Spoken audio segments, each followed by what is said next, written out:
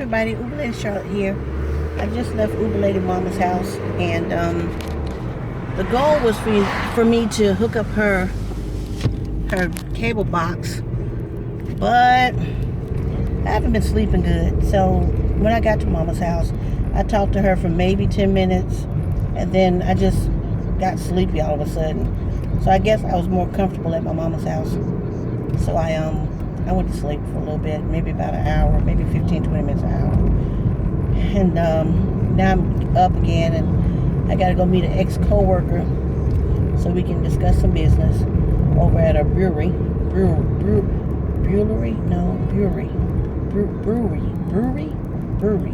Anyway, where they make beer, craft beer. And should I have the beer? No, but they got this beer over there called a blonde coffee. And it's beer that tastes just like cold coffee. I like it, so I'm gonna have just one. But anyway, I was thinking when I got in the car about the pharmacy. The pharmacy called me, and I told you about my A1C being a 9.2 and what I can do about it to lower it. So the doctor had told me that there were several options. There's one that's there are injections. One is called Victoza, another one is called Ivocana, and there's like two more. But when I called to find out how much they were, even using the app GoodRx, it was still too expensive. They were like over $400. One was $450, one was $438. I mean, it's ridiculous that medicine should cost that much when people actually need it. So right now, the pharmacy, Canyon Pharmacy here in my area, Concord and Kannapolis, they're working on actually trying to find me a substitute. And my coworker, she showed me, she takes a pill form called Ivocamit. Yeah, Ivocamit. And our insurance actually pays for it.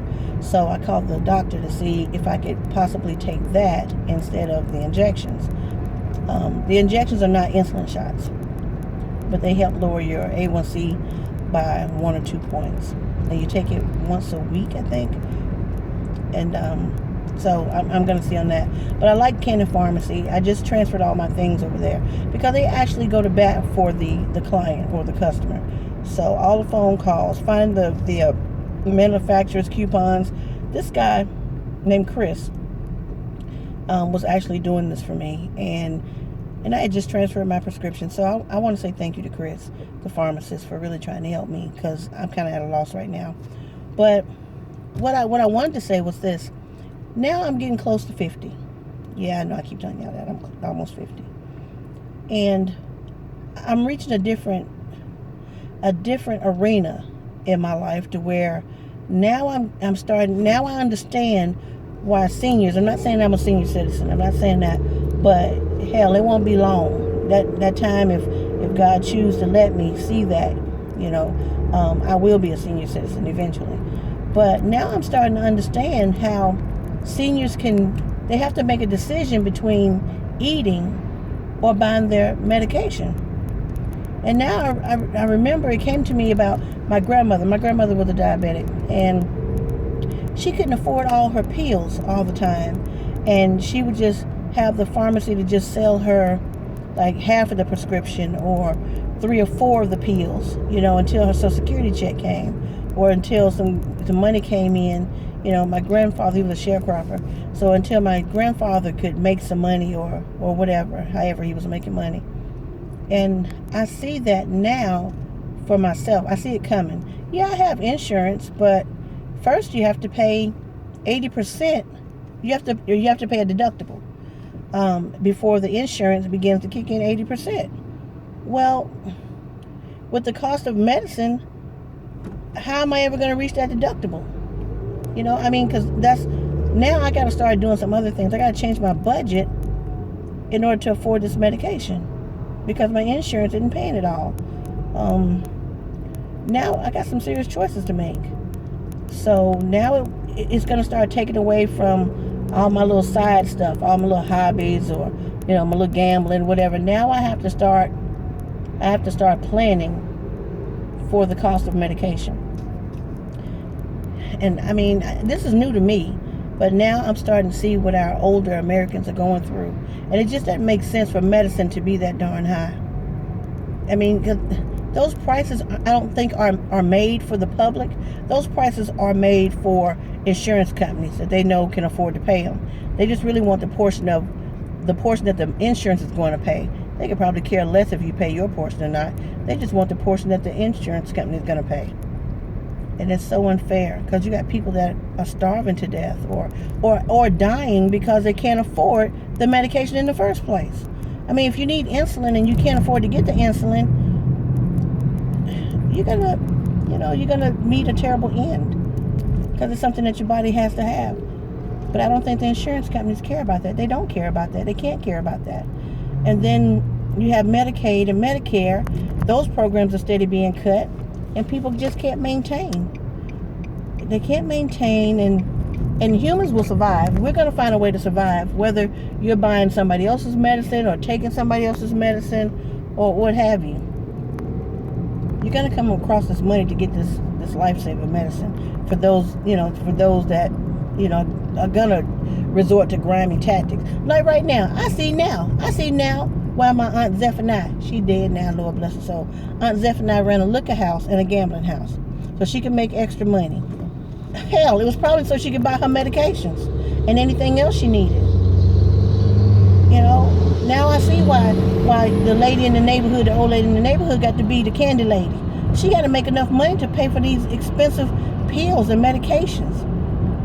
Oh, don't even get me started on you got to take one medication and it has an adverse effect on your kidneys and your liver, so you got to take another medication to combat the side effects of the first medication, and then you're taking another medication to do something with the nausea and your liver. You got to filter all this stuff.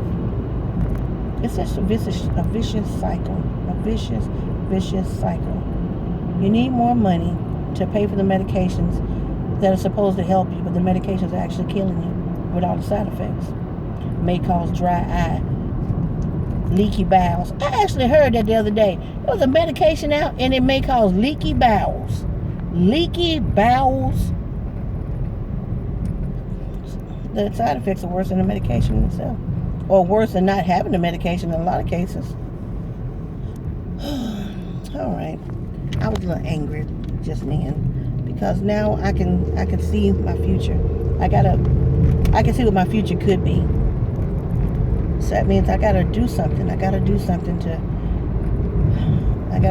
bring it back from 9.2. I looked at a chart and it can go as high as like 33, but I got a feeling 33 ain't good. That's probably insulin.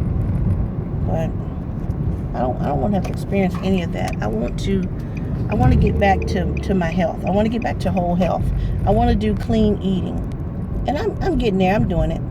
I can eat like broccoli without cheese. I can eat, like I baked chicken last night and I didn't put any seasoning on it. I stuck vinegar on it. I like chicken and vinegar. I like that. Y'all might not like that, but I like that. I can eat I got to get away from french fries and potatoes. But I used to be able to eat just a baked potato without butter, salt, pepper, anything. I like the taste of my food. I don't like it drowned in sauces and stuff. So, I don't know. I know y'all don't want to hear about diabetes, but man, that thing is real.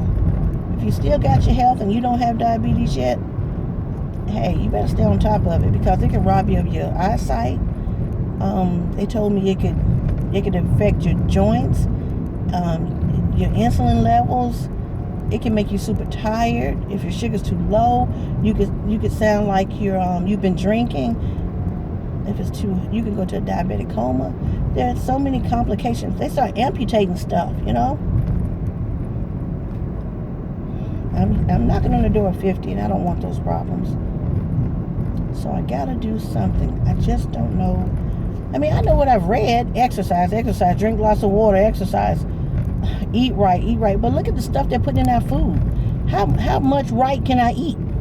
Look at all the crap that they're putting in our foods, the steroids. I used to love eggs. I would love a fried egg sandwich. But there's something that they're putting in eggs now that eggs actually make me gag and throw up. But I can eat an egg from McDonald's. I can eat an egg from like if it's like powder eggs or those liquid eggs in the grocery store. But a egg that you got to crack out of a carton, fresh, I can't eat those eggs. It's like I swallow it, and I'm saying just about immediately, I'm gagging and got to throw up. They're all the fertilizer stuff they're putting down, and I had to stop eating tilapia because I saw how the Chinese people were doing the tilapia fish, and what they were giving them to eat, giving them like little plastic pellets and all kind of, and chicken manure, you know what I'm saying? And that's got all kind of growth hormones in the chicken manure because the chickens are eating, they feed them growth hormones, and so it's just a vicious cycle. You got to take control of your own health. You can't look for the man or the medical society or the man to watch out for your health. You have to take control of your own health somehow, some way, some shape or form. We can't. And then your seniors, y'all. If you got seniors in your family, your mom, your uncles, your aunties, look out for them, because some doctors get a kickback from issuing certain medications. They get trips to Hawaii, Las Vegas, and bonuses for writing a certain amount of prescriptions. Some doctors don't take part in that crap. They really care about your health. Some doctors, they get in it so long, and I guess they just kind of become numb. You just become a name in a chart. So, I don't know. Just something to think about. All right, I'm going to go. I'm just now pulling up to Gibson Mill so I can go have this blonde coffee and discuss a little business with my ex-coworker, soon-to-be future coworker again. So, talk to you guys later. All right, bye.